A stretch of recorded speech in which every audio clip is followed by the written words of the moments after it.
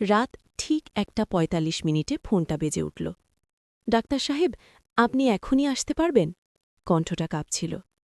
Doctor Souvik Bandyopadhyay ঘড়ির দিকে তাকালেন। এত রাতে রোগী ডাকার ঘটনা নতুন নয়, কিন্তু এই কণ্ঠে অদ্ভুত এক আতঙ্ক ছিল। ঠিকানা বেহালার পুরনো রায়বাড়ি। বাড়িটা বহুদিন ধরেই প্রায় পরিত্যক্ত। সৌভিক যখন পৌঁছলেন, দেখলেন বিশাল লোহার গেট আধ খোলা। ভেতরে ঢুকতেই এক যুবক এগিয়ে এল।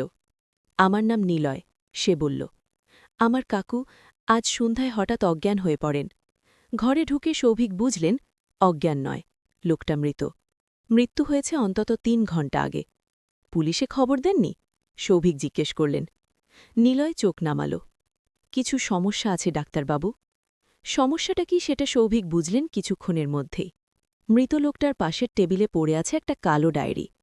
খুলতেই প্রথম পাতায় বড় করে লেখা, আমি যদি হঠাৎ মারা যাই, জানবে এটা আত্মহত্যা নয়। ডায়েরির পাতাগুলো পড়তে পড়তে সৌভিকের কপালে ঘাম জমল। গত ১ মাস ধরে লেখা, প্রতিটা পাতায় একই কথা। কেউ আমাকে অনুসরণ করছে। আমি রাতে শব্দ শুনি। ওরা জানে আমি কি করেছি। শেষ পাতায় আজকের তারিখ, লেখা অসম্পূর্ণ। নিলয় বলল, কাকু আগে পুলিশে ছিলেন।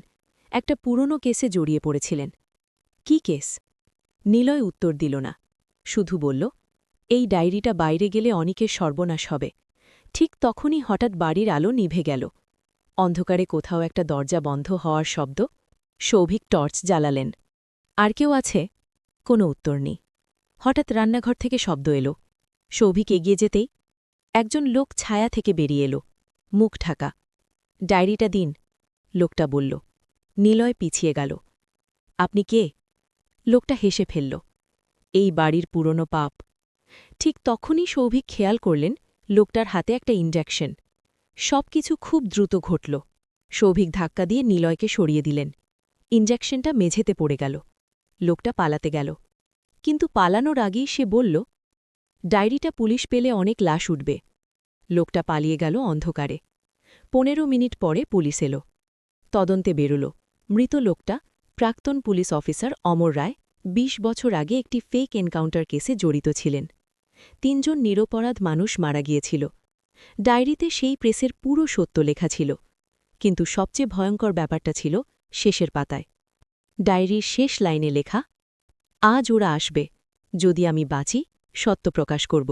না বাঁচলে নিলয় জানে কি করতে হবে। সৌভিক নিলয়ের দিকে তাকালেন। তুমি জানো? নিলয় মাথা নাড়ল। কাকু বলেছিল ডায়েরির কপি আগেই পাঠানো হয়েছে। কোথায়? নিলয় মৃদু হাসল। সানডে সাসপেন্সের প্রডিউসারের কাছে। ১ সপ্তাহ পর রেডিওতে সম্প্রচার হল এক বিশেষ পর্ব। নাম, কালো ডায়েরির পাতা। অনেক প্রভাবশালী নাম উঠে এল।